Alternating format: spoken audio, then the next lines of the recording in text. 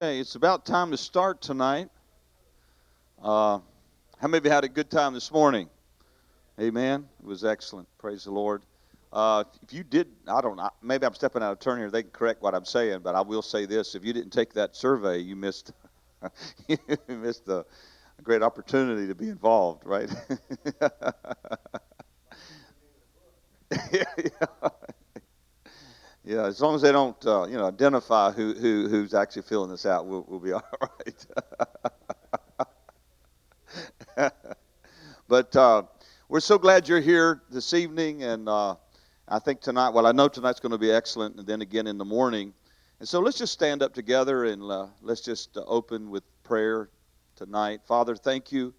Thank you for this time together, Lord, as we just fellowship with you around your word. We thank you for the anointing of the Holy Spirit that's upon our speakers tonight. We thank you for giving us ears to hear, a heart that's open to receive your truth. We thank you for transformation in our life, transformation in our marriages and our family life. We give you praise in Jesus' name. Amen. Amen.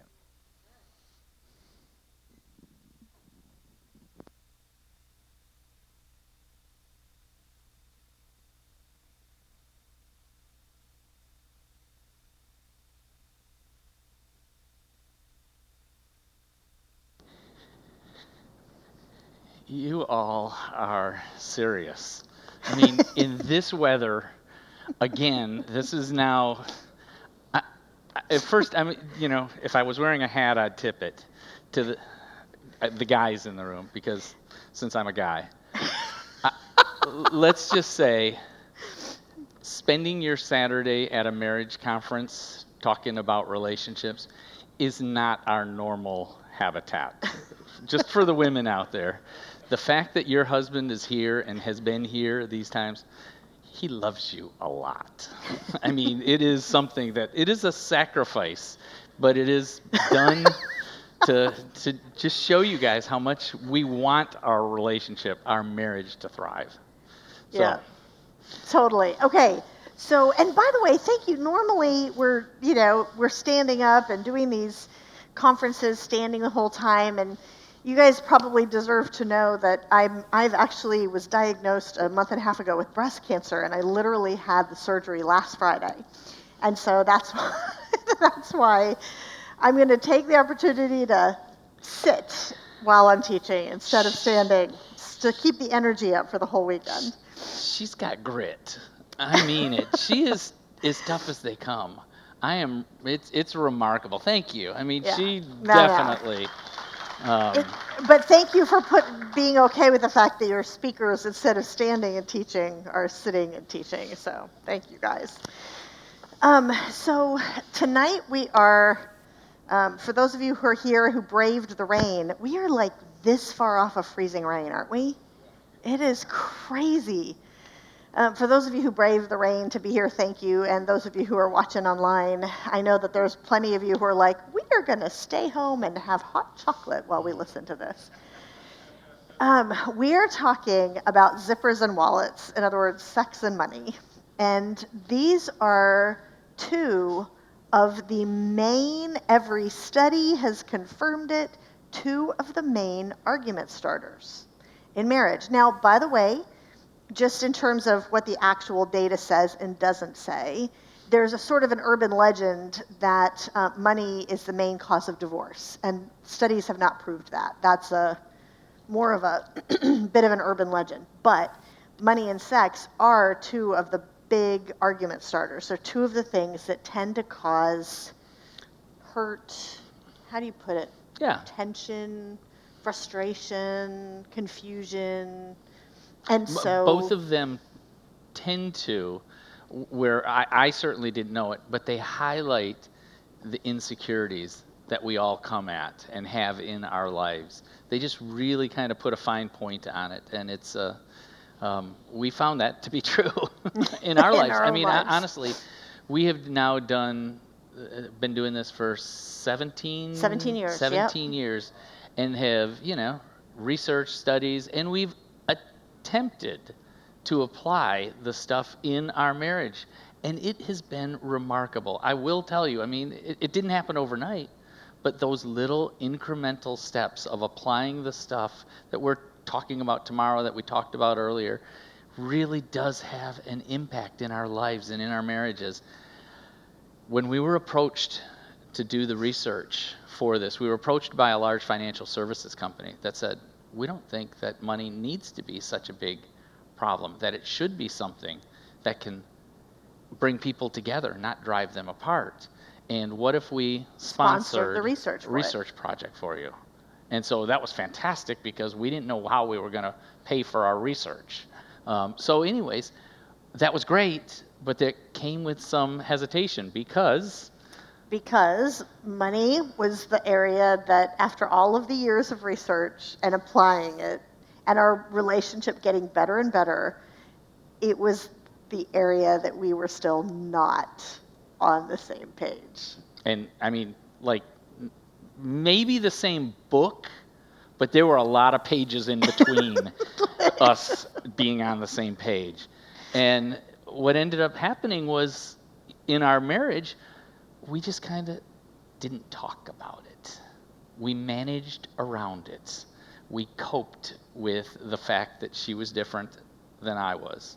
And we kind of just got by.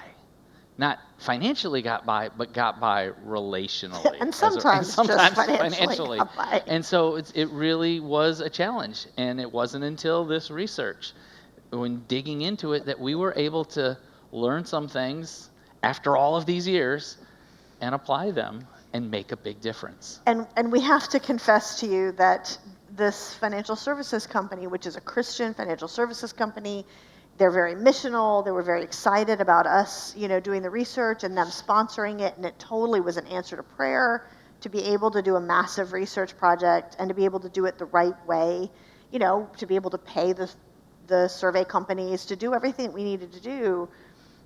So it was this huge answer to prayer. So our initial response was, oh my gosh, Lord, you're incredible that we have a way to do this project.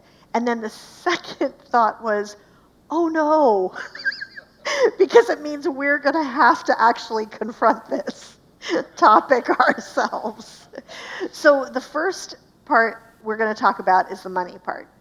And then the second part, we'll talk about the sex part. And the overriding theme, as you will see, once we go through these two big things that tend to be argument starters in marriage, you'll see that underneath all of them, underneath the surface, is that we really have some big misunderstandings, actually, about what's going on in the heart and the mind of the other person. And that's actually one of the main reasons for the fact that these can cause some tension.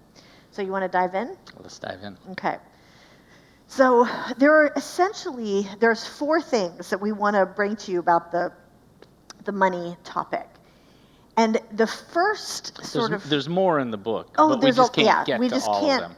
We just can't get to all of them in the book. All of the stuff that we covered in the book. It's specialized because some people don't have the issues around money. Like, they're totally on the same page. It's totally fine. They communicate fine. It's, you people who do that are mutants to the rest of us. But, there are people like that. And that's actually the first of the four things that we want to pass along. If you're not fine talking about money, if you guys do get sideways with each other sometimes, if it's hard to communicate, you are not weird. It turns out 77% of couples can't talk about money well. 77%. 77%. So if that's you, take a deep breath. And if you're in the 23%, those of you are the ones who we say you're mutants because we're jealous of you, those of you in the 23%. Now, there's some people who say, no, we can talk about money. We don't fight about money. We're fine. We talk about it. And then you dig a little deeper and you realize maybe we're not actually as fine as we thought. Because, for example, some couples in the research said we were totally fine communicating about money. And then later on in the survey, later in the research, well, why is that? Well, we keep separate bank accounts because, every time we try to combine things, we start fighting. So it's just easier to keep separate bank accounts. It's like, Okay, that's an example of one of the things that we found is that it isn't necessarily just fighting. There are all sorts of indications that we are not one in our marriages around finances sometimes. And one of the big ones is sometimes we just avoid it. It's just not an area of closeness and connection. So that's the first thing that we wanted to sort of reassure you is if you're in that, that's totally like everybody else. Second thing, do you want me to do this one? Mm-hmm. Okay. Second thing is that you all need to know around this topic of money is that if you're having tension around money, if you're avoiding talking about money, if you're not on the same page, if you spar at each other sometimes, or sometimes have sort of a feeling of, like Jeff's favorite feeling of martyrdom. Okay, fine. If you're going to spend on that, then I won't buy anything for myself for the next 6 months. It's okay. I'm fine with that. I want you to enjoy what you've got. There's all sorts of ways this plays out, as you can imagine. And if any of those feelings are coming up, it turns out about money, it turns out it's not about the money. It turns out that it's about how money makes us feel and how it makes our spouse feel, and about a host of expectations that we have about how money should work, and about some worries and insecurities and sort of beliefs about things and knee-jerk reactions to things. All of this stuff is running underneath the surface. We don't even know it's there. And yet it's what's being triggered. And I'll give you an example just so you know what the heck I'm talking about. Because this was a classic example for us that was a little thing, because it's usually not the big things, it's usually a lot of the little day-to-day things that sometimes get in the way. So classic example would be, I would be, this is, years ago, I'd be driving home from meetings or whatever, and I'd call Jeff at the end of a day, and I'd say, hey, I'm just really tired. It's been a long day of meetings. How about I just pick up Chinese food for, the family on the way home? And Jeff would go, We've got some chicken in the fridge from Costco. I can grill it. We'll cook some vegetables. Let's just do that. Why did that bug me? Why would that bug me, seriously? And why would it bug him that I would call and ask this question? It turns out anytime you're irritated with, again, little stuff, right? Anytime you're irritated, anytime there's tension, any of those examples, it's not about the money. There's something else running under the surface. Well, this is an example of what was running under the surface in that classic example, where once we started the research and started digging into this, we realized what I'm thinking under the surface, I wouldn't have been able to articulate it this way at the time, but what I was thinking was like, we've been running at so many different cross directions, and the kids have all the activities, and our daughter has volleyball, and our son has track, and we haven't spent time together as a family. And if we grill the chicken, which is great that like Jeff would be willing to do that, and he tends to be the cook in our family anyway, but if we do that, then there's going to be, you have to prepare it, and then he's going to be outside on the deck grilling it, and then after we eat, we're going to have cleanup, and then suddenly it'll be time to start the homework. And this is like the Chinese food, picking it up, whisking it home. Yeah, it's $35, $40, but it's like $35 to buy this hour of family time? Oh yeah, you bet, absolutely. That's what I was thinking. I wouldn't have been able to articulate it. And what I'm thinking is, if we keep spending money like this, we're going to get to retirement and have a rude awakening. Go ahead. As one guy said. This one guy at one of my events, I gave that example. He came up to me, he's like, I'll tell you exactly what I'm thinking. If we keep getting Chinese food, we're going to be homeless in retirement. That's what I'm thinking. And for me, there is anytime you make a decision, spend on something, it's a trade-off. You have less to spend later or on other things, correct? I mean, that's the economics of it that just makes sense to me. In Shaunti's mind is there's always more. Our God is a God of abundance. And we've always been able to make this, and why think about that? And it's not that she's frivolous in her thinking, but honestly, for me, as these things would play out, here's what was going through my mind. She's got a character flaw. How could she not see this? The bridge is out, and we're still driving. That's what's going through my mind, and it might sound overly dramatic, but really, that was there. And I just could not put myself in her shoes because what I was feeling felt so right. It feels like a natural law to each of us in the way that we are approaching these things. I was listening to a psychiatrist on a podcast. He's with a specialty in neurobiology. His name's Dr. Kurt Thompson. He's a believer. He's a great, great guy. He's got a blog out there. I can't remember what it's called, but Kurt Thompson, C-U-R-T. And he said in this podcast, he said, look, I've studied the brain. I understand how the human brain operates. He said, and my friends tell me that they make decisions based on intellectual processes. I make decisions based on what makes sense. Okay? What's logical? It What sounds makes sense. right. Yeah. And he says, I can tell you that is absolutely not how our brain works. The way our brain works is we use it to make sense of what feels right. And I went, really? So the things that feel so right to me, I've built up all of this rational thinking, I thought, and it's all there justifying and backstopping what feels right to me. But Shaunti has the exact same thing going on inside of her. So if we're there, how do we dial it in? Yeah. So those are that's what's underlying so much of the conflict over money. It's not about the money.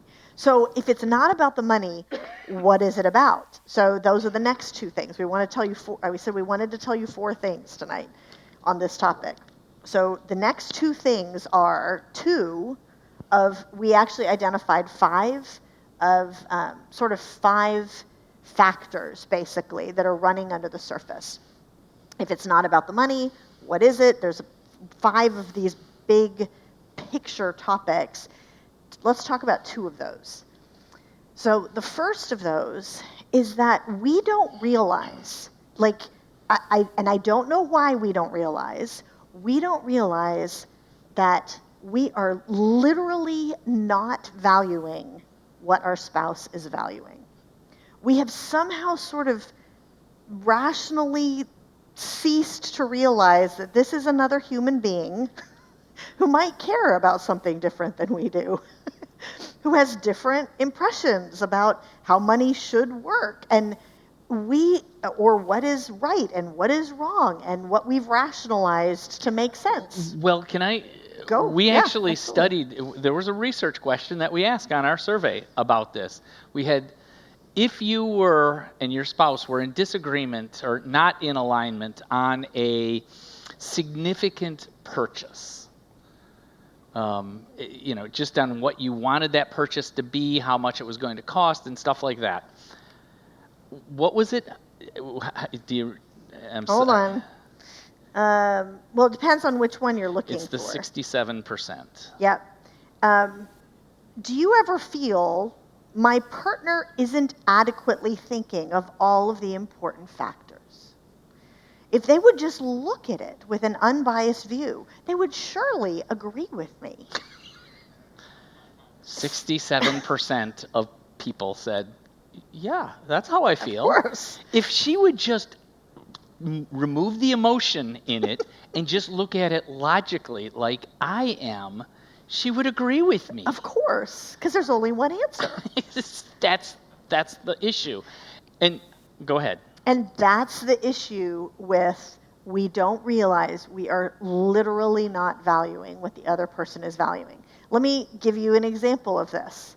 So one of the classic examples of a sort of values difference is in most relationships, there is usually there's usually one spouse who is more of a spender and one spouse who is more of a saver. Now, even in marriages where you have two savers, for example, usually one person is more comfortable spending money than the other. And so this is a pretty common, it's not 100% of couples, but it's a pretty common dynamic. And it is not at all gender specific. Right. So the spenders are not more women and the savers more men. It's about 50-50. Research didn't show that at all. It's about 50-50. So, just for our relationship, not surprising, Jeff is more the saver, I'm more the spender. Neither of us are crazy, but this is a common clash, right? And so this, when the pandemic shut everything down, we lost all of our speaking engagements. Like a huge percentage of our revenue for the year just went away. Like a lot of other author speakers, that's a big part of our ministry. And Jeff and I we had been, I guess you could say, sort of practicing. Yeah. Sort of trying to these things, sure. Explain, kind of actually put our money where our mouth is, so to speak, and like talk to each other about this kind of stuff. And so he actually, to his credit, he came to me. This is probably March or April, probably April. This is within the first few weeks. I would have thought, first maybe. Week or two. So in March, early March. And he came, and the first couple weeks after the shutdown, and he said, I have to confess that I'm dealing with a little bit of resentment towards you. Because, if we hadn't gone out to eat those times last year, or if we hadn't gone to Disney World with the kids, we actually took a vacation. We drove down to Disney World for 3 days at Disney World. And stayed at a Disney resort, okay? If we hadn't done those things, we would have thousands more dollars in our bank account right now, which we could really use, right? And so it was good. I was trying to be open and trying to be honest and not hold it inside like I would normally do and give her the silent treatment, and she wouldn't know what was going on. So I tried to get it out. And it was interesting. He shared that, and of course I'm like, dang, oh well, okay, And then, to his credit, he came back and he said, a few days later. It might have been a couple days later. He came back and he said, but you know what? I realize that's not really fair. Because you, in those times going out to eat, you were building experiences and connection as a family. And with the going to Disney World, we were building memories and togetherness with our kids and building this sense of connection and closeness. And he said, now we're in quarantine, stuck on top of each other, and we like each other. And he said, tell them what you said about I said, I honestly, when we've spent money on those types of things, I've kind of just looked at it as a net cost. Whereas for the first time, I was seeing kind of through Shaunti's eyes that this is a net investment, an investment in our relationship, in our family, in the story that we are building around our family, and it's good. And it wasn't a waste of money. And, that was eye-opening for me, and it removed a ton of the sense of my way would have been better, And here's the thing that we want to mention about this. Understanding and putting yourself in the other person's shoes and trying to understand what is it that they're valuing. What is this? What's underneath the surface here? It doesn't mean that you agree with them necessarily. You can still disagree. Like, I'm sure Jeff would have been perfectly happy if our togetherness would have been picnics in the park for free instead of, Which would have been awesome. instead of going out to eat or whatever. But what he was doing was trying to understand and honor what I valued as being legitimate. And that's the key. Is it doesn't mean that one person is right and one person is wrong. That you literally have different things that you value. And this is the case in the vast majority. Yes, and we should, do you want to? Yeah, and we have to say that what we are talking about here are couples with general goodwill to one another. We are not talking about the edge cases where someone has a shopping addiction or someone has a gambling addiction and they're out of control and they are not doing the wise thing. But that's like a tiny percentage of people. Exactly. You know, and in those cases, you need professional help. I mean, on but those. it's and so you can say, okay, if somebody has a gambling addiction, that's not the same thing as just a general value that you need to honor as legitimate, even if you disagree with it. But that's a tiny number of people. I am going to give you one small little thing that over the course of our life has been a little bit of a bone of contention. Uh-oh, I have no idea what he's going to say right now. Okay, let's say we were in agreement of going out to eat. It's impossible for me to go out to eat and look at the menu without seeing the prices. It's what's there. I see it, and I see how much things cost. Well, I do too. I know, you do. But then, I have no idea what he's going to say right now. with the meal, I am going to order a water. Because water is free. And Shaunti is going to order a Diet Coke. And so when we were in New York, this one caused unbelievable conflict. It's ridiculous now as I think back at it, but it really did. And so what ended up happening was I didn't have any way of understanding what was going on inside of me other than that I was annoyed because we had $135,000 of student loan debt. Harvard is expensive. We were trying to pay off, and I was working at a job that I didn't love, but it paid a big salary and all of these things because we were going to pay the debt off, and she's ordering Diet Coke. She does not care what I'm doing for the family. And so... And I'm working 50, 60-hour weeks, too. Yeah, and so here. that's my first thought. Okay, this is going to be a miserable meal if you don't get a hold of it, Jeff. So I get over that. And then the meal's pretty much over, and the waiter or waitress comes around and says, "Can I get you anything else?" To which she says, "Can I get another Diet Coke?" And if you know anything about New York, they don't give free refills. Already, I'm thinking, you just spent $9 on Coke? I can't, and then the train left the tracks, and our evening was done. But those were little silly things, and it's those little silly things of which our lives are made, and they cause us such discomfort that doesn't need to be there. And what I found out later is that my wife hates the taste of water. Except when I'm dehydrated. Who knew water had a taste? It does. It has a taste. And she hates the taste of it. And if she can't have a soda, Diet Coke, or whatever with her meal, she would rather not go out to eat. It's that big of a deal. And once I realized that, it was okay. I still get water because I'm morally superior. But other than that, it is these little things. And I just want you to just not assume the worst of your spouse.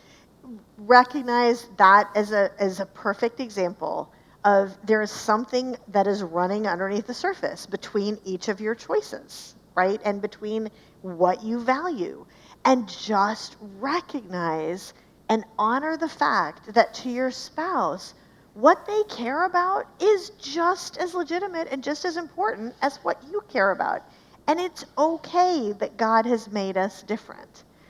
Amen. And that is a crucial step because, and I'll circle back, the reason that is such a crucial step is that now come all the way back to the story that we told about the first couple weeks after the pandemic shut everything down. And here, Jeff has come back and he's, said, I realize I'm dealing with a little resentment, but I realize it's not fair because, you were building togetherness and, we now like each other. We're stuck as a family on top of each other. We like each other. We had this connection. What did that do for me? Every other time a money conversation would come up, guess how I would feel? Defensive, right? Like feeling blamed, kind of. Sorry. No, I get it. I was good at it. Feeling blamed. What does that do? You build a wall, right? Like you feel defensive. There's a sense of I'm closing off my ears. I'm not listening. And suddenly, by him coming back and saying, but that's not fair because I realized you were building togetherness and you were building memories. And even though I wouldn't have done it the same way, you were investing in our family. And we now have so much closeness as a family, and we care about each other even more because of what you did. Suddenly, all of my defenses went away because he was honoring and trying to understand what was important to me. And that made it so much more easy for me to honor and try to understand what was important to him at that moment, which is, can we please go on the austerity plan now that all of our speaking engagements are canceled? And to Shaunti's credit, we absolutely did and have. And it's been great. I mean, it's challenging. These are challenging times. But if you can talk about it, you can feel like you're walking into those challenges united, dang, I mean, we can get through anything. Yeah. So that's an example, just one little example. Every one of you in here, every one of you listening, you have your own, right? That is the first recommendation that we have for you, is recognize, well, the first recommendation is recognize if you're irritated, if you're frustrated, if you're avoiding talking about money, realize it's not about the money, okay? And sort of try to figure out what is it about. Second is the first step in that is to try to go, what is it that my spouse is caring about here that is maybe different, that I can honor in them? And tell them that. Try to talk that through, and that'll help. So then the next topic, the final one on the money topic, is the second of these 5 things that we found are underneath the surface when it comes to money. And we're only going to be able to kind of scratch the surface of a fairly big deal. And we'll talk a little more talk tomorrow. Tomorrow you'll hear more of this one. Yeah. So it turns out that one of the other factors running under the surface is that men and women, statistically, even though most money issues are not gender correlated at all, this one is. And it turns out that men and women tend to have different fears and worries when it comes to money issues. And we're only going to be able to sort of explain the starting point, and you'll hear a little bit more about this tomorrow, but it's essentially a knee-jerk, very gut-level, deep, instinctive fear that is very real to you, that your partner literally doesn't understand how big of a deal it is because theirs is different. And so what is inside Jeff's heart, I literally don't see it as such a big deal. And he doesn't see what's in my heart as such a big deal. And the analogy that we use for this is almost like, I don't know if any of you here are afraid of heights. I'm probably weird that way. Okay, we have at least one person. Okay, we got a few people. Okay. I feel ya. Because it's like a weird fear. Like it's totally irrational. You're standing on the edge of a, beautiful view, or you're hanging from a gondola, or you're whatever. And you sort of feel like if you're standing on the edge of a cliff and you're afraid of heights, there's almost this magnetic feeling like you're about to be pulled over and you're going to fall over the cliff and die, which makes no sense whatsoever. But it's this weird feeling. This discomfort. Huge. Incredible discomfort. So what do you do if you have that fear? try to back away from the edge of the cliff, so to speak. Or if you're on a high bridge, you back away from the edge or whatever it is. And it turns out that when it comes to money, we have two different cliffs, two different things that make us feel that way. For men, statistically, now this is not 100%, this was about 75? 75 to 80. I think it might have been 75. Percent. So not 100, there's always exceptions, but about 75-ish percent of men, the fear, that instinctive gut level thing is, am I going to be able to provide for my family? It's this very deep question, and it's very, very real. And women tend not to have that particular question in that same gut level frightening way. They do think about, care about, women are just as likely to worry about, can we, are we going to be able to pay the bills on Friday, whatever. They're like, from a technical standpoint, women are just as likely as men to have worries about money from a technical standpoint. But the fear isn't, am I going to be able to provide for my family? And here's what it is for most men, is it's not just, am I going to be able to provide, but am I enough to provide?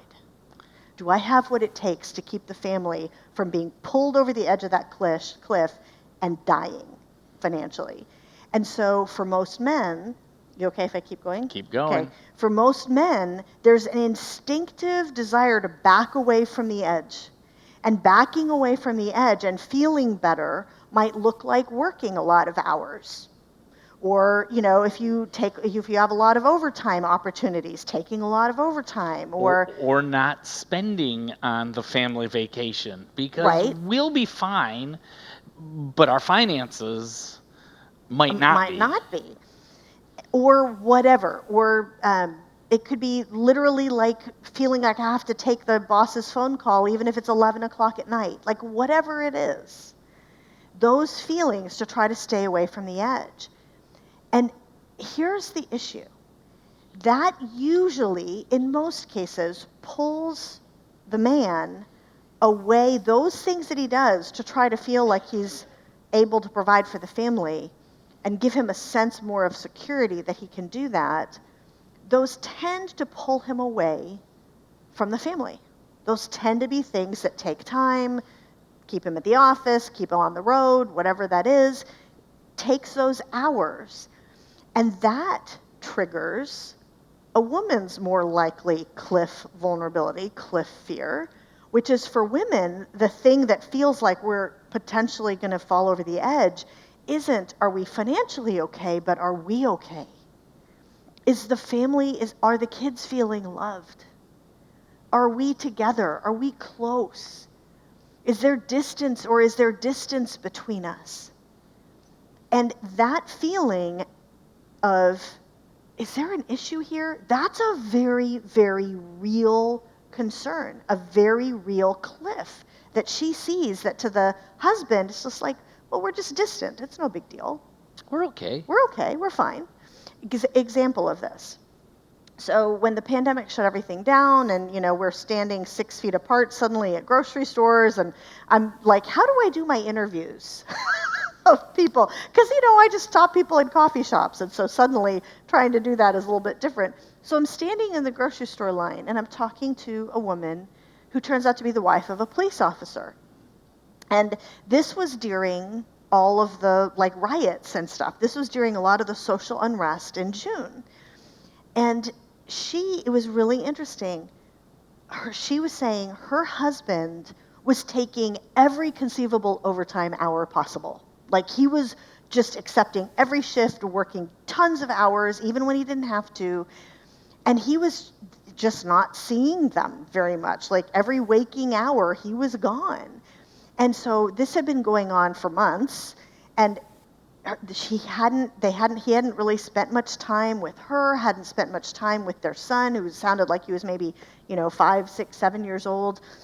And she said, and so I feel like he's leaving me. Like I feel like I don't know what's going on. He's upset all the time. He's worried about the pandemic. He's worried about finances. He's walking around the house very few times we do see him with the black cloud of doom over his head. He's grumpy. And I'm worried, like we're sort of pulling apart. And so I instinctively, now listen, what does she instinctively want to do? She instinctively wants to do something to bridge that gap, right? To build togetherness, to stay away from that edge, so to speak. Which is her fear. Which is her fear. So what does she do? So I said, honey, how about, since you're working so many hours, you have a dinner break, we'll come down to the cafe near the station, and we can have dinner with you twice a week. What does that do? That to build that togetherness often involves spending money. It pulls him towards his edge. And so it turns out that the things that we do to try to confront calm our own fears tend to make our spouse's fears worse. And we just don't realize it. Don't realize it. And this is a really, really common pattern, common dynamic that we're trying to stay away from the edge of something that seems very real and concerning to us and to our spouse. They just don't see why can't you just say no? Why can't you just not work so many hours? Whatever it is. So this dynamic of that we're trying to soothe our fears it's a deep one. It's not simplistic. There's a lot underneath the surface. But it's worth, if there's money tensions that are systemic in your relationship, it's worth examining whether this is an example of something that could be going on, whether this is a real thing. Can I jump real quickly? And it's not only that we have these different insecurities or fears, we actually handle them differently. You started to mention this. And we talked a little bit about this when we were talking about the go to bed mad. The way that men's and women's brains are wired differently, we approach problems, issues, worries, concerns differently. Let me give you a quick couple of little examples, which should help. At least it helped me as a guy kind of understand this. If you would think through, we talk about this in the book For Men Only. If you would think about our brains as being represented by a computer desktop, and for a man, when we are kind of processing through a worry or a feeling, something like that, how we do it, it's as if in our desktop, we've opened up one program or one window. It's open at that time, and we are working on it, thinking about it, working it, managing it. We finish the thought, conclude it, click the X, it goes away, and we open up the next one, whatever it is. Thought or feeling or whatever and it is we that operate you're working that way, on mentally. one kind of after another, very kind of sequential. Our wife's desktop has 10 windows open at the same time, and she is bouncing through all 10 of them at the same time, and it's not distressing. So I'm sorry, I have to give you an example of this. 10 thoughts, 10 feelings, whatever. So literally, we did a focus group. We did the studies down into the teenage years. So we did over the course of a couple years, we did focus groups and surveys with teenagers for the books For Young Women Only, For Young Men Only. And we had a group of teenagers together at one time, and we're talking about this open windows thing. And so somebody leaned over to one of the girls. There's 4 or 5 girls on this side of the table, 4 or 5 boys. They'd had pizza and drinks and whatever. And somebody said, "Okay, Sarah, what's in your brain right now?" And she's like, "Oh, well, I'm thinking it's going kind of late, and I'm a little worried because I still have homework that I have to do, and my dad's going to kill me if I get a bad grade because, if my chem class has been terrible and I need to be able to get into this college, because if I don't get into this college, I'm not going to be able to get a good job later. And my dad has always been saying for years and years and years, he's not going to pay for college unless I get straight A's or, good grades.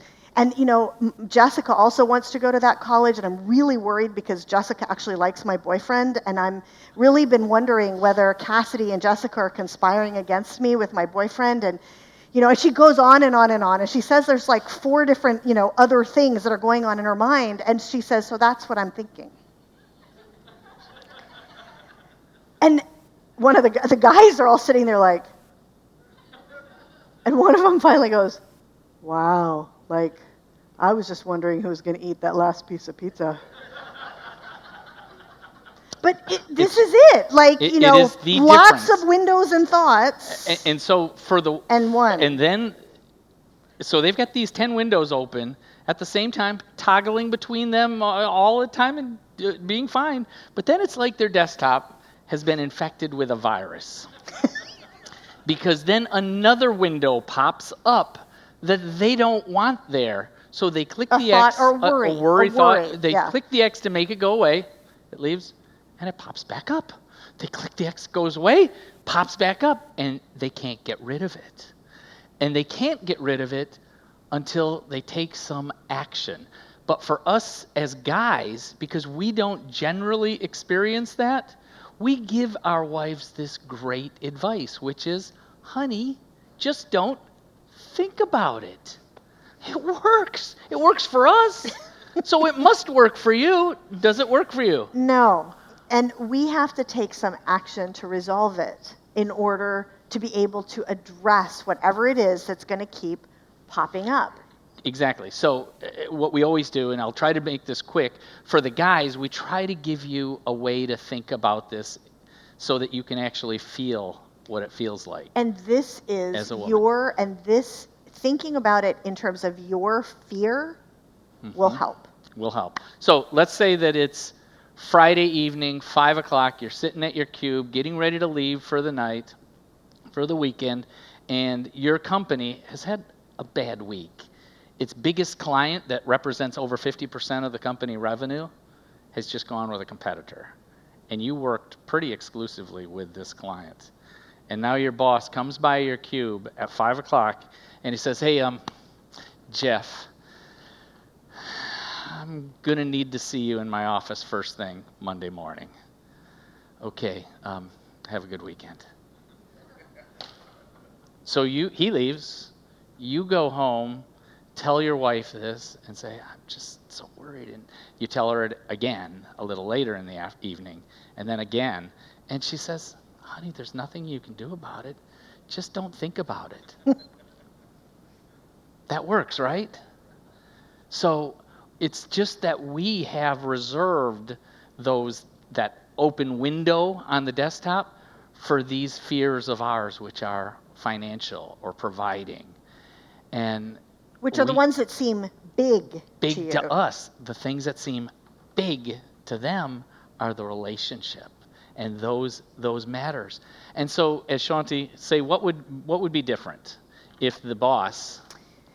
So, and we'll talk more about this tomorrow, but in helping each other close out the fears and the worries that are very real, if you honor them and each other, an example of that would be, imagine that the boss comes back by your cube and 5 minutes later and knocks on your cube and says, you know what, Jeff, I realized I left you with the wrong impression. The reason that I want to see you first thing in my office is that, yeah, it's been a bad week, but we've been really sort of calibrating with this new client, and I think we're going to be able to make this work, and I want you to be one of the people that manages that project. So that's where I want to see you on Monday. What that boss has just done is helped you close your open window, right? And you feel this incredible sense of gratitude to that boss because he's helped you to soothe a fear. And that is what we're doing with each other on a lot of these topics, but especially when it comes to the relationship issues that seem very real and the money issues, the fears that seem very real. So let me give you a personal example from our life, and it again is these day-to-day examples of which our lives are made up of. So when our kids were little, under 7, so our daughter now is 20 and our son is 18. So this was a number of years ago. We've always been, for the last 15, 20 years, self-employed.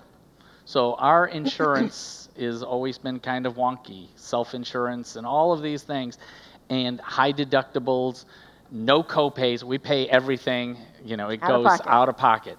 So here we are, 10 o'clock at night, Shaunti and I are in bed, and we hear those little feet come into the room and say, Mom, my throat's kind of sore. My throat hurts. Shaunti, what is your response? And I mean, you've seen when your kid is pathetic and they maybe have a fever and their throat hurts. I mean, your heart just goes out to them. And also for us as women, all the open windows pop open, right? Like suddenly we were in bed and we had closed down the windows and suddenly they've all opened again. And so it's like, okay, wow, that kind of sounds like strep throat. And if it is strep throat, we have to keep them home from school. And if I keep them home from school, how am I going to get my projects done? Because I'm not going to work and I was supposed to report something to the boss today. And so am I going to be able to get so-and-so to come and stay with the kids so I can go to work? Or am I going to have to tell the boss, like all the windows open? And so, of course, for me, the obvious answer is... She's got to take the kids to the pediatrician I in gotta the morning. take them to the pediatrician to get a strep test in the morning. And when I hear that, I'm going, that's $100 to $150 out of pocket. And, 8 out of the last 10 times that they've had strep tests, it's been negative.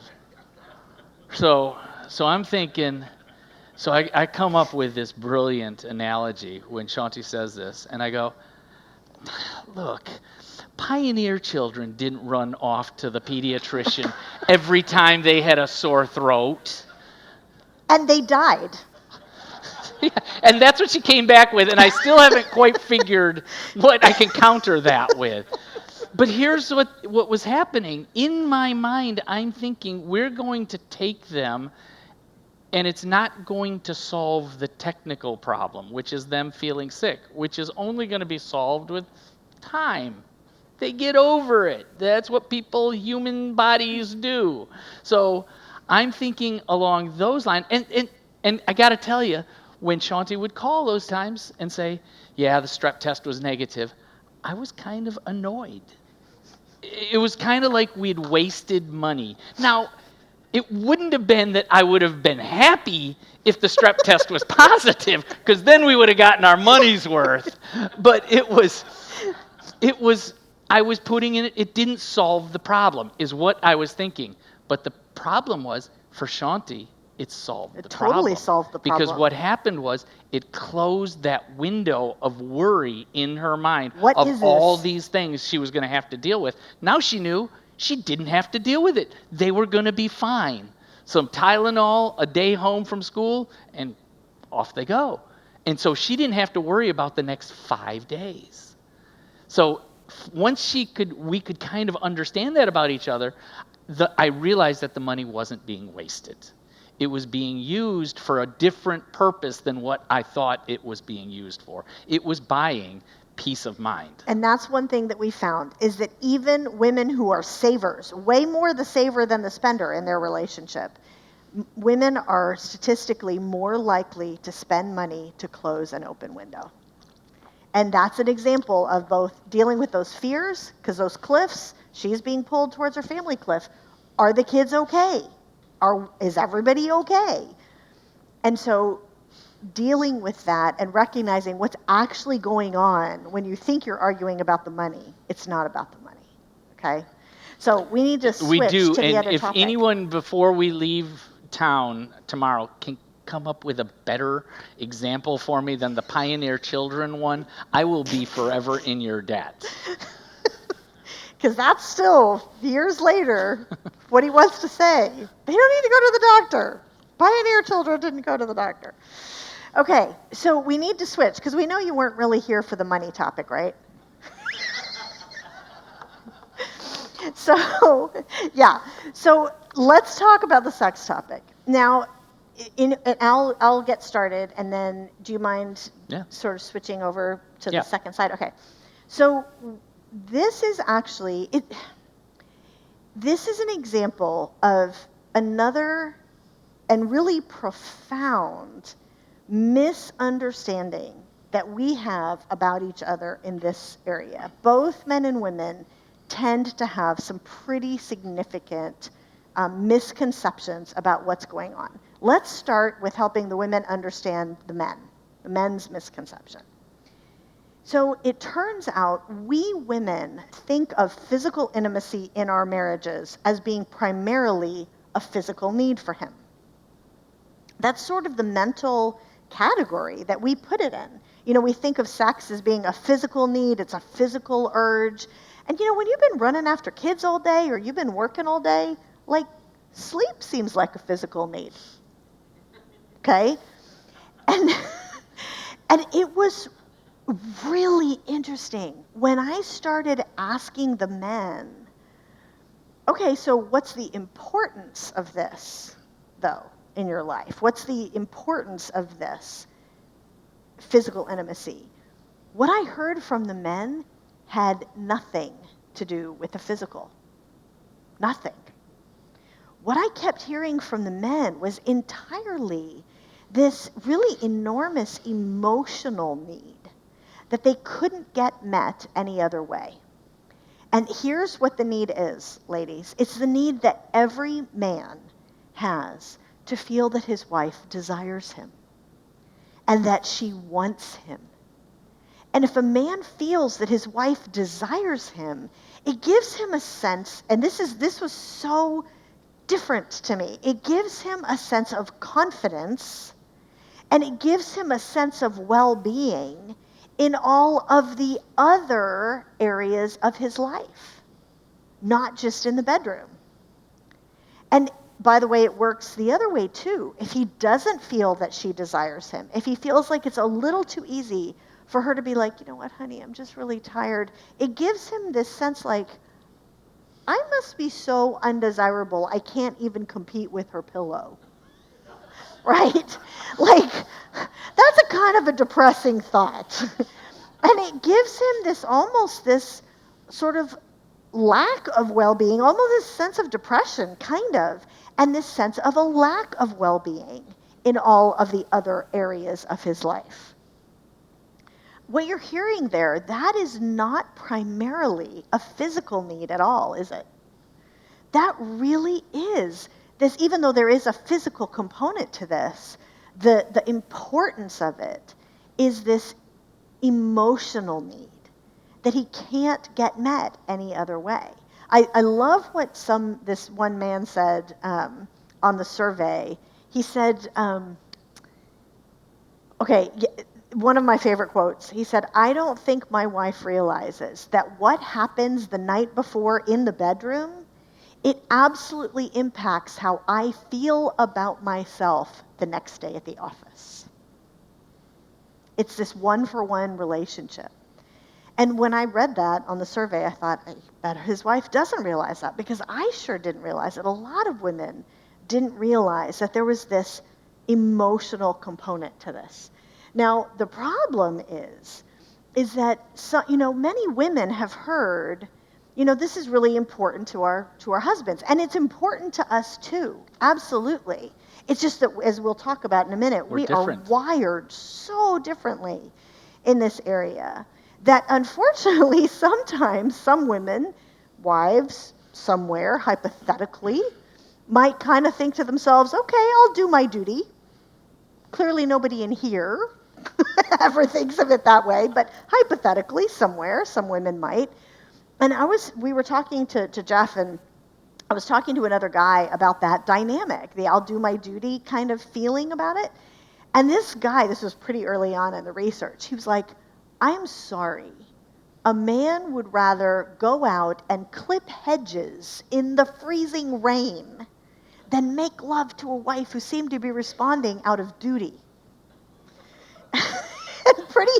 And it was pretty early on, and I still hadn't quite gotten this yet, and so I went to Jeff and I'm like, I'm sorry, do you mind if I tell you what I actually said? I'm sorry, this is not very PC, but I went to Jeff, I'm like, I don't get it. He'd still be getting some. What's the problem? I'm sorry, but that's like literally, I'm like, I'm confused. And Jeff And Jeff said, no, you're not getting it. If she is only responding because she has to, he's being rejected by his wife. And it's the deepest form of rejection for a guy because it's not just a physical need. Now, because it goes so deep into the emotional one of the things that we thing. should point out is statistically Okay. that what we're talking about here is oftentimes where there is a mismatch Of frequency. frequency in what one of the spouses Which is wants. pretty common. Which is pretty common. Yeah. But what we tend to think is that it's mostly the men, which it mostly is. Mostly is. But it's about 75-25 or 70-30. It's about 70% of couples are mismatched where the husband would love more frequency than the wife would. 18% of couples where the wife wants more, where the wife has the higher libido, which is actually not a tiny number, by the way. Because just so you know, so the couples for whom that is the reality realize you're not like 2% or something. It's almost 1 in 5, and then the rest are where they say we're exactly equal. And so some of our research in this next study is that actually true? Is there such a mismatch in frequency, or are we somehow, is there something else at play? Yeah. So keep going. I'm sorry. So the reality, though, is to realize that this, for us as women, since we're talking about the men right now, to realize that we have to stop thinking about it the way we've been thinking about it. Like, he just wants more sex, if you're in that 70%. And realize, no, like, literally never think that again. That's not what's happening. It's he wants to feel desired by me. And that changes how he feels about himself in every other area of his life. And we'll talk more tomorrow about some of the insecurities and some of the vulnerabilities that our men have that sort of lead to some of that. But just be aware that sense of emotion is very deep under the surface, even though we wouldn't necessarily realize it. And so if we flip it to the other side, what we found and what was surprising to me was that I put all of this, if our frequency isn't aligned, it's because, most guys would say it's because she doesn't want to, or I'm not desirable is enough to compete with her pillow. And what we found is that that's not the case at all. It really is not a psychological issue as much as a physiological issue. Men and women are built differently. Jeez, who would have thought that? I mean, and different things impact us in different ways. And so what we asked was, where there was the misalignment of frequency, where the husband wanted intimacy more frequent than his wife. And we asked, what were the reasons? And we gave the women a laundry list of opportunities of check all that apply. Do you know how many, the percentage of women checked because he's not desirable, or I don't desire to have sex with him? 4%. 4%.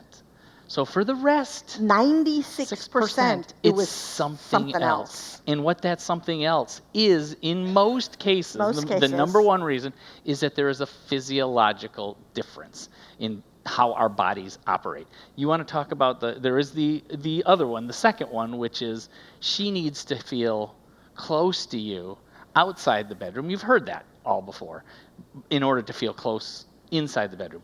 And that's absolutely true. And there are things that you can do, the things that we've been talking about all throughout this day and last night.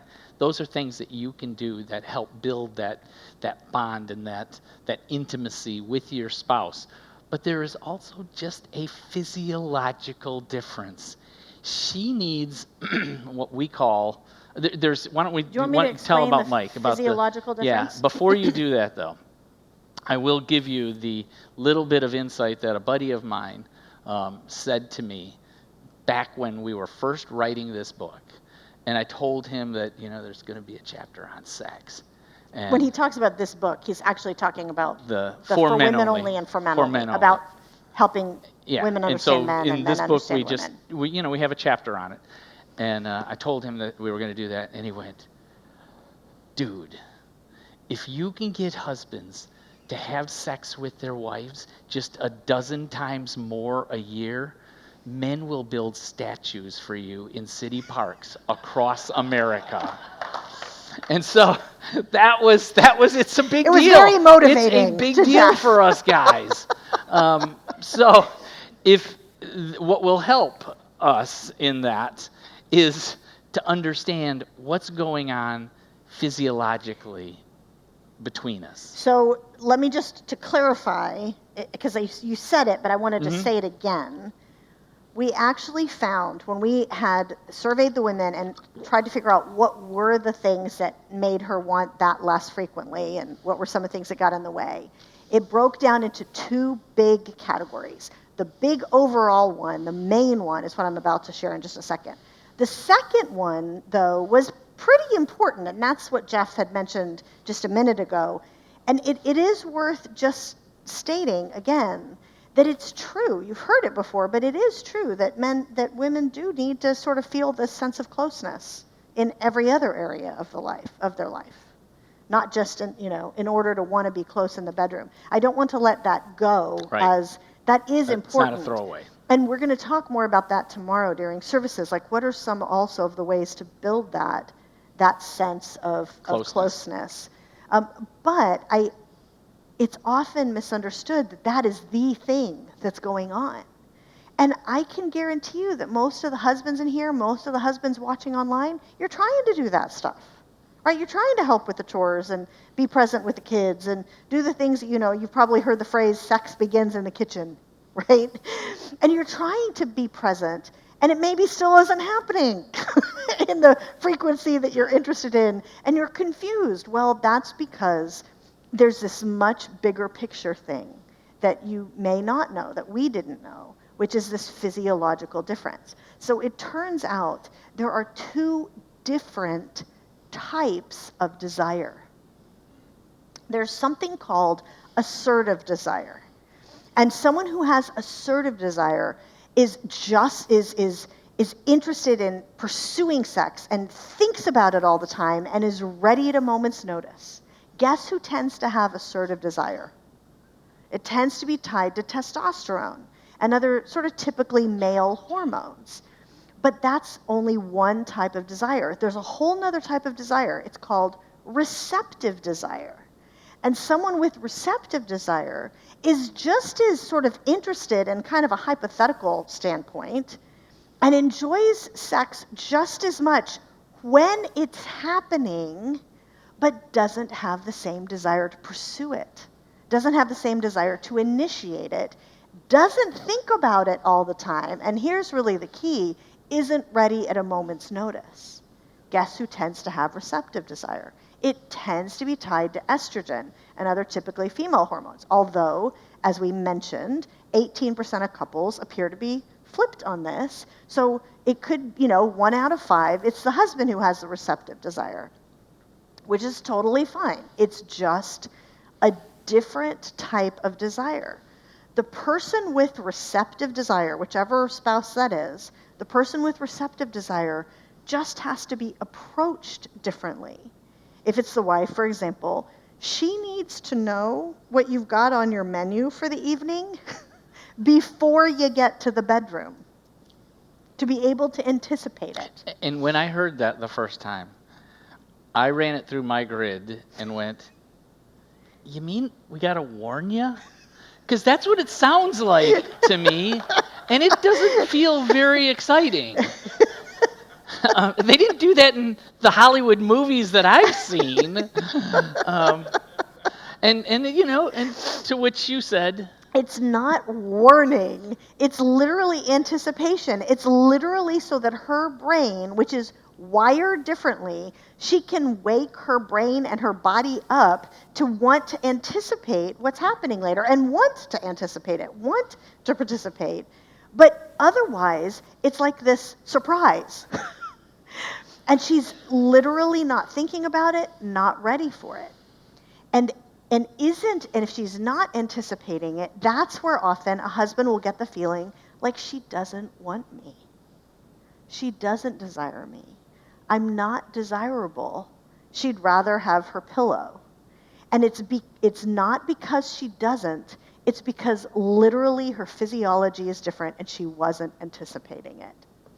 So those two, that sort of difference of the anticipation time is such a huge thing. We don't have time to get into it. It's a lot of what we're learning in this new study. There's a lot of sort of unpacking, but we probably should explain like one example. Do you mind if the chores example? Yeah, sure. Is that okay? Yep, please. So this is an example of how this sometimes you don't realize what a big deal it is for each other that you understand what each other is thinking and these misunderstandings, because so many husbands, so many of you, like I said, you're trying to do the things that'll build closeness outside the bedroom, right? You care about your wife. You're trying to do the chores, or you're helping with the kids, or you're being sweet, or you're bringing her flowers, or whatever it is that you're trying to do. And you have to recognize all those things. She's not thinking about sex. Just because, you're scrubbing the toilets, is she thinking about sex? You might be. But for her, she's like, oh, that's so sweet. Like, you've got to do something to give her anticipation time. I don't know what that is, but maybe scrubbing the toilets and then, I don't know. I don't know what that is, but. It's funny because for us guys, and I'm going to tell something that I've never told in a group before, and I'm going to embarrass Shaunti tremendously. For us guys, No. we kind of know what gets us going. We kind of know I have no idea what story it's he's about to going tell. what it's going to take, and not a whole lot. I mean, just a little bit of skin seeing, and we can think, yeah, I'm okay with this. What we found, and which is interesting, is sometimes the women don't even necessarily know what it will be that flips sometimes the switch for them. They just, it's a little more difficult to pin that down. To pin What that is that down. thing? So, for example, we should probably explain in a minute. We should explain why that is. One of the things we've been learning on this new survey.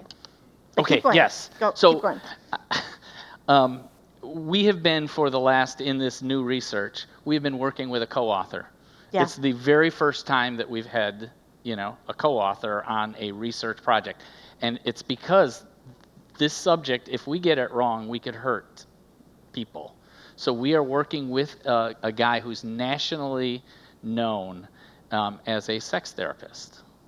And Good guy. He's Wonderful a Christian believer, man. an amazing He's guy. a pastor, actually, originally. And sex therapist. And been doing it for 30-some years. And he's got his doctorate, his PhD in it, and he is, like I say, one of the renowned experts in the field.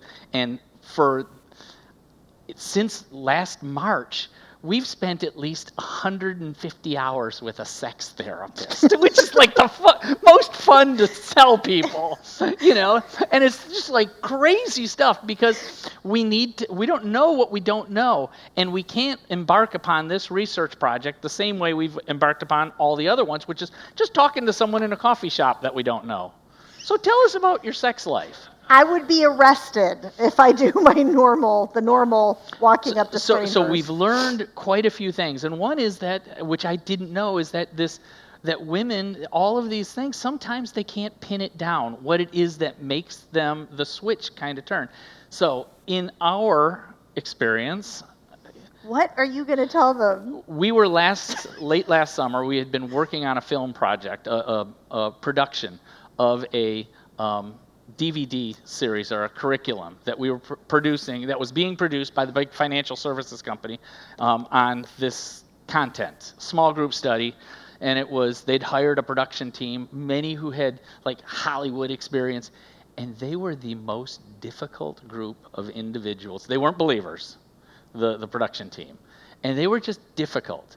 And my wife is amazing, and she knows what she's talking about, and she's really good at this. And so they were trying to operate in the Christian small group world, and they just didn't know what is kind of They've normal. never done Bible studies. They've So never done Shaunti small groups. was They had no educating idea. them, and sometimes they got a little prickly about being told how to do something for this market when they're the experts. So we were on, all of the calls were Zoom calls and everything. And I'm usually on these calls, and I'm kind of the laid back guy, just okay. And Shaunti's kind of like, okay, could we do this? Could this? And the production schedule had been done, and it was set that we were going to film somewhere, but because of COVID, we couldn't touch anyone. They had all these protocols, and so It was driving me nuts. no makeup, nothing like that. And Shaunti's like, I can't apply my own makeup for high resolution, filming, all of that stuff. And are you sure? And so it went back and forth, and I could tell they were getting exasperated and rolling their eyes at Shaunti's requests, and it was infuriating me. And finally, I just had enough, and And this was, he had had enough. This was like the culmination of probably 10 times that this had happened. And finally, he just went, I said, listen, you need to know that Shaunti knows what she's doing, and she is wanting the very, very best for this project. And what I hear from you guys is disrespect and not listening to her and just thinking it's Shaunti being Shaunti. And I said, that's unacceptable, and we can't move forward with any of this stuff unless you treat her the way she deserves to be treated. And so everyone kind of like, oh, well, we didn't mean that and whatever. And so the call concluded pretty quickly after that. And we had, another big meeting call that we had to do shortly after that. And Shaunti looked at me and she went, if we didn't have this other call, I would have sex with you right now. I want to have sex with you right now. And it was like, where did that come from? And so I was telling that to a group of men in my men's group, and they said, Jeff, will you call up my wife and bawl her out so that I can then jump in and defend her? So who knew? I didn't know. But it triggered something inside. the sort of the emotion of being protected after being disrespected, and that sense that he was protecting me. And the women in here, you understand that feeling. And there are so many things we can't get into right now, but just recognize as a sort of a to-do, your wife and your husband, you are different from each other. And the things that are going to matter to you that make so much sense, it's not the same for her. It's not the same for him. And the key, though, is to understand that God has created us to be able to connect in this way. This is a huge part of how he's designed marriage, for us to become one flesh. And we both want to be. We literally, in the vast majority of the surveys that we've done so far, everybody wants to be able to connect in this way. It's just we're wired so differently.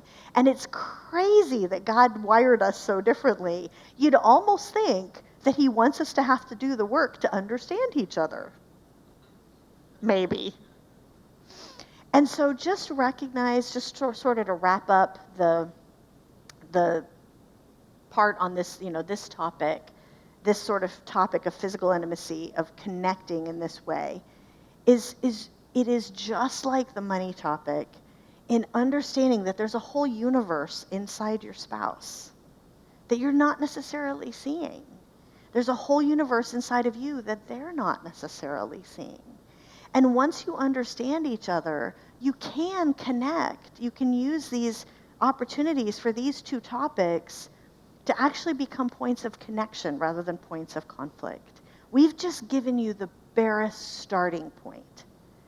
But there's so much more there and so many more of these things that are so simple, like the idea of just giving the anticipation time, helping her understand what you'd love to happen later, even if it's just you flirting with her in the morning and mentioning what you'd love to happen later that night. You know, that's just a simple little to-do, waking her brain up to it. But in most cases, not all, but in most cases, even that little thing will have a big difference.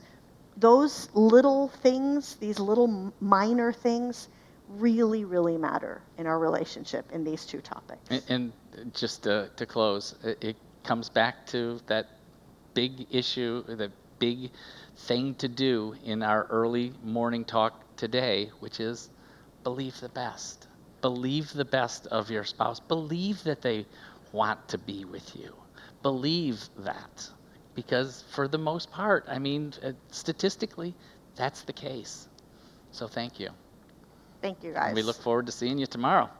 Pastor Jonathan? And let's give them a hand of appreciation. Thank you. Thank you. Praise the Lord. Thank you. All right, let's stand up. Church tomorrow, we have two services, as you know, 8:30 and 10:30. Amen. God bless you. Shake hands in fellowship as you're dismissed. By the way, let me just mention one thing. Can we put the slide up for the blog? We have had a whole series on this topic as we've been learning some of the new research. If you're interested in learning more of the to-dos and some of what we've been learning, keep an eye on it. Sign up for our blog and you'll be able to see it.